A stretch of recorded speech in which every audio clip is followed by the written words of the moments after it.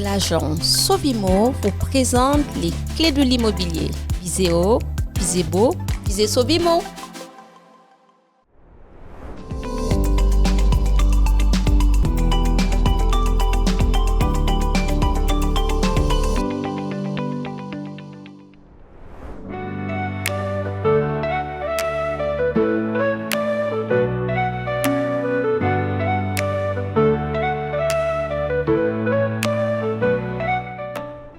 Bonjour à tous, voici Alad. Dans notre émission Les clés de l'immobilier, j'ai le plaisir de recevoir Brigitte de Mathéis. Bonjour Brigitte. Bonjour Vassia.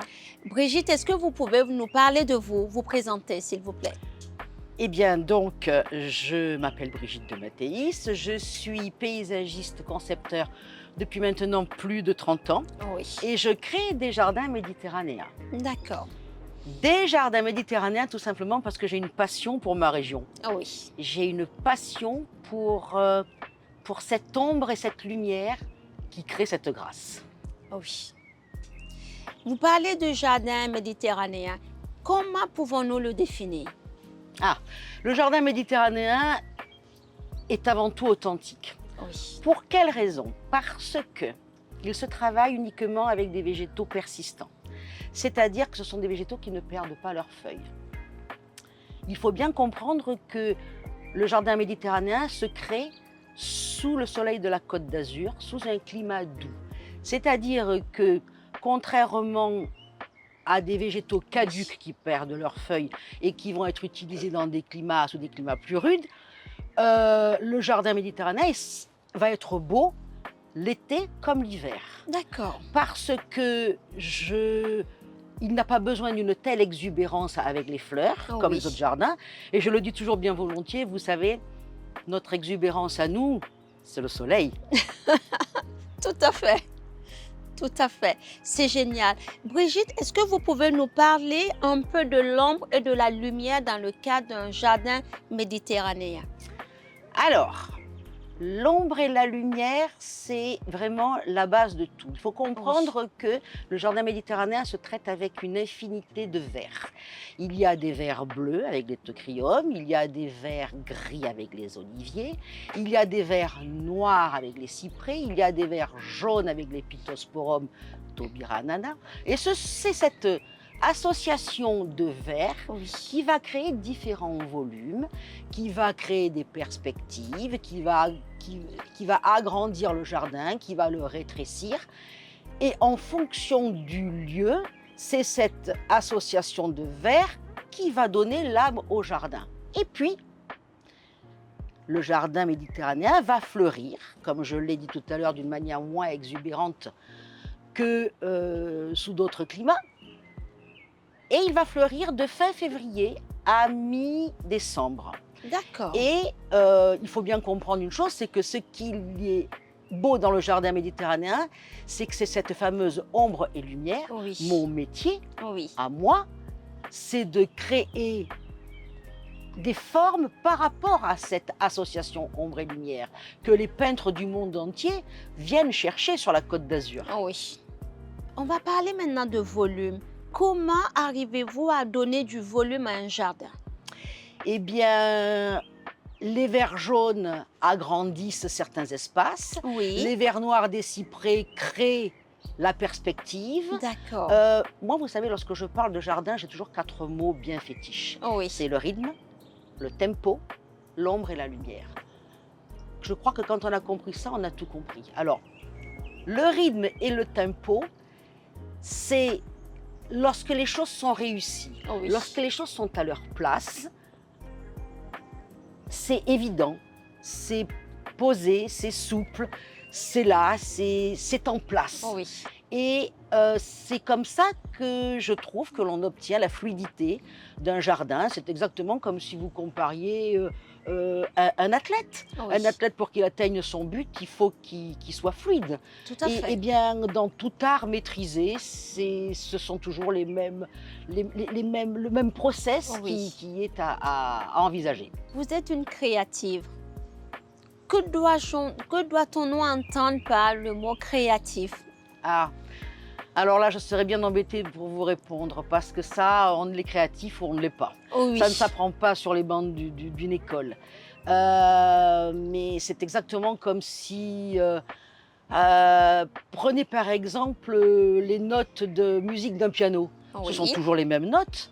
Et pourtant, depuis la nuit des temps, avec ces mêmes notes, vous avez des mélodies qui traversent les âges, Oh oui. qui sont tout simplement sublimes, et vous en avez d'autres qui sont inécoutables. Pour quelle raison? Parce que, à mon sens, c'est une question d'arrangement. Donc on en revient à ce fameux rythme et ce fameux tempo Oh oui. qui donne l'âme à la musique, comme elle peut donner l'âme au jardin. Tout à fait. Vous avez totalement raison. Est-ce qu'on peut dire être paysagiste, c'est comprendre le lieu? Ah oui, tout à fait, mais c'est aussi surtout le faire comprendre aux Aux clients. autres? Oui. Aux clients. Et donc, pour cela, je reconnais que j'ai une signature qui m'est bien particulière, qui sont des photomontages. Oh oui. Alors, la petite histoire des photomontages, c'est qu'il y a de cela une quinzaine d'années, j'ai été appelée sur une propriété de 18 hectares pour laquelle le patron voulait me faire concevoir une piscine paysager sur une immense butte. Et puis, plus je lui faisais de dessins, moins il comprenait.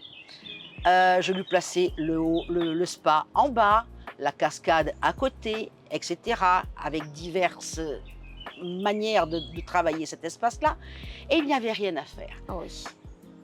C'est à ce moment-là que je me suis rendu compte qu'il fallait que je trouve un langage commun.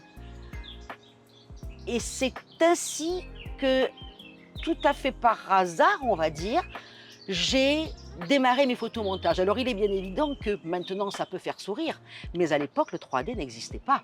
Oh oui.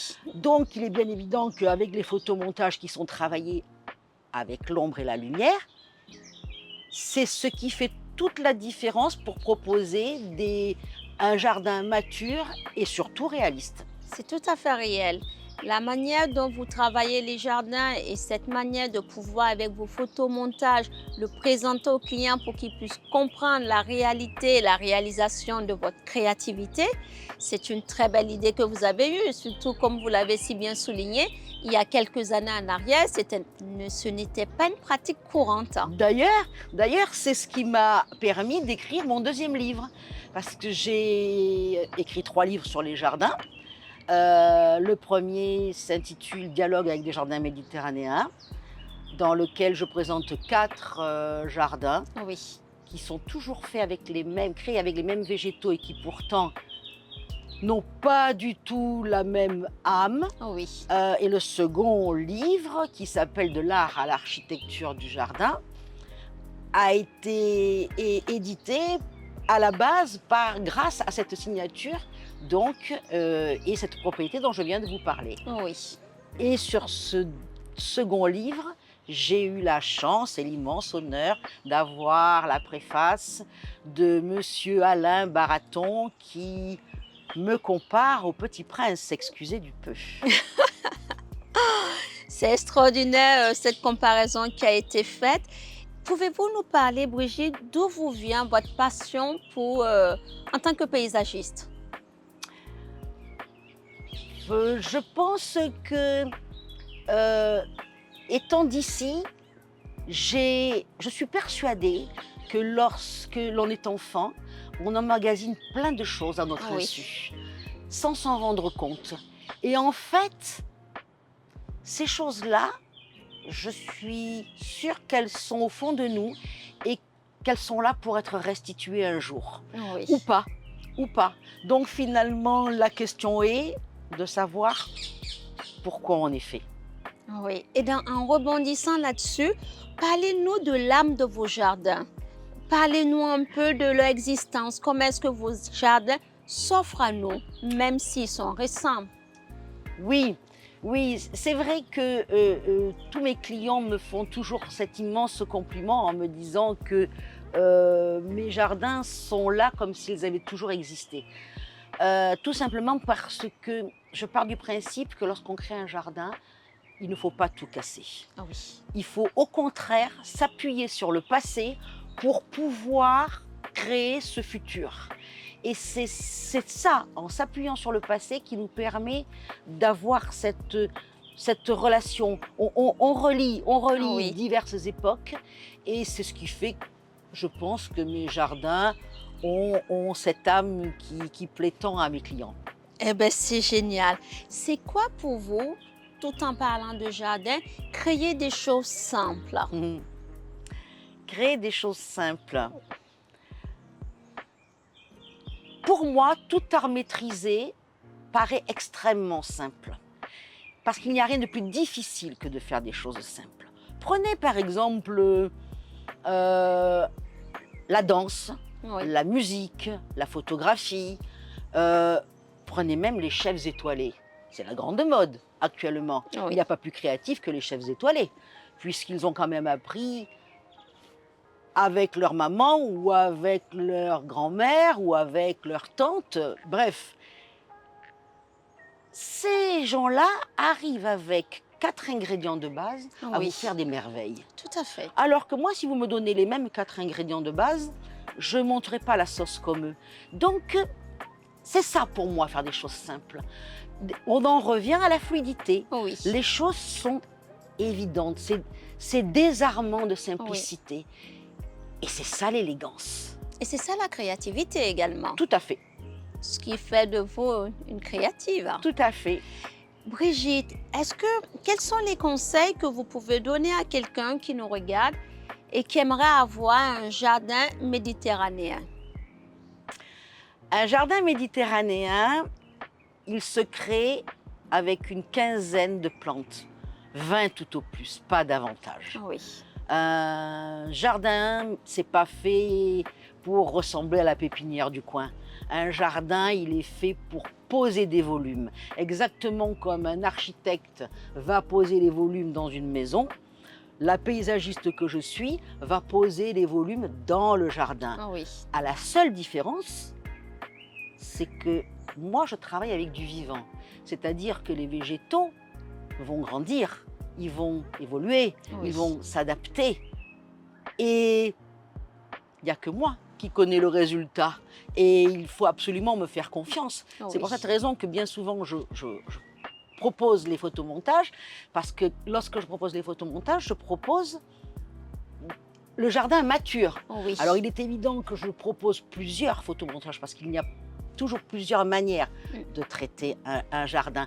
Mais sur le nombre de photomontages présentés, il y en a toujours une ou deux qui émergent.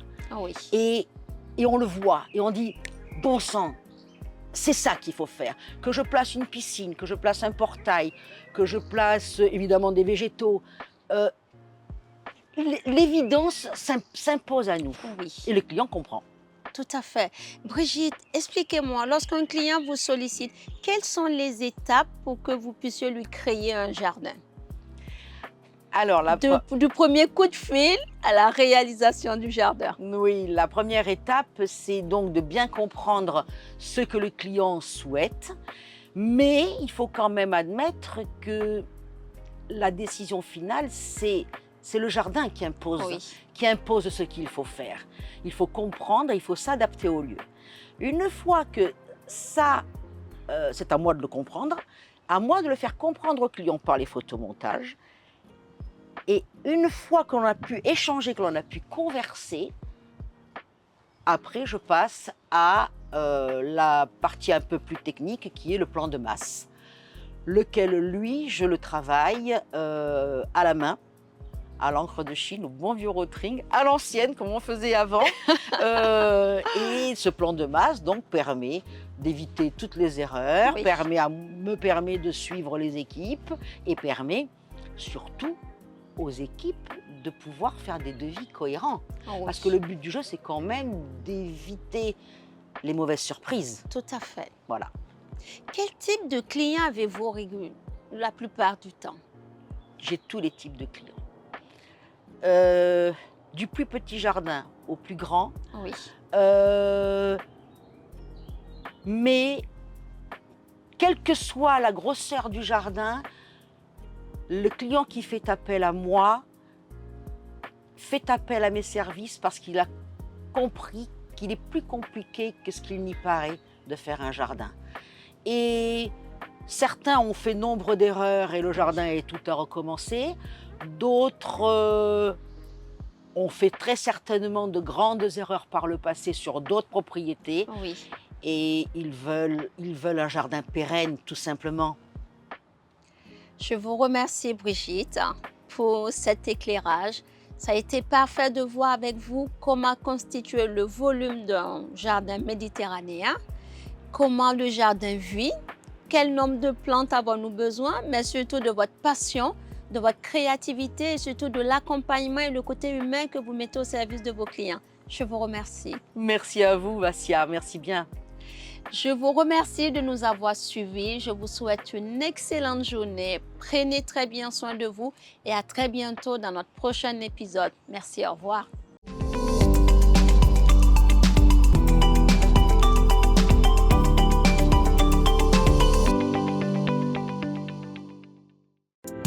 L'agence Sovimo vous présente les clés de l'immobilier. Visez haut, visez beau, visez Sovimo.